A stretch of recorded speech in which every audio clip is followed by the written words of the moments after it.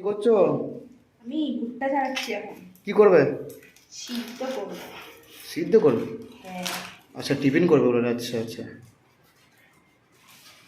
আমাদের ওখানে তো ভুট্টা সিদ্ধ পাওয়া যায় না, ভুট্টা মানে পুড়িয়ে মশলা মাখিয়ে বিক্রি করে। এই হায়দ্রাবাদে এসেই আমি প্রথম ভুট্টা সিদ্ধ খেয়েছি, বাট ওটা প্রথম প্রথম আমার অতটা ভালো লাগতো না। ভালো লাগে কিন্তু, ভালোই বড় আছে বলো। আমি তো এটা এখানে ছাড়িয়ে সিদ্ধ করছি, কিন্তু এখানে না এগুলো ছাড়িয়ে সিদ্ধ করে না, এগুলো পুরো গোটা গোটাই সিদ্ধ করে বিক্রি হয়। তবে আমাদের ওখানে যে ভুট্টাগুলো বিক্রি হয় ওইগুলো পুরো পেকে যায়, যার জন্য এগুলো সিদ্ধ করে খেলে ভালো লাগে না, শক্ত লাগে।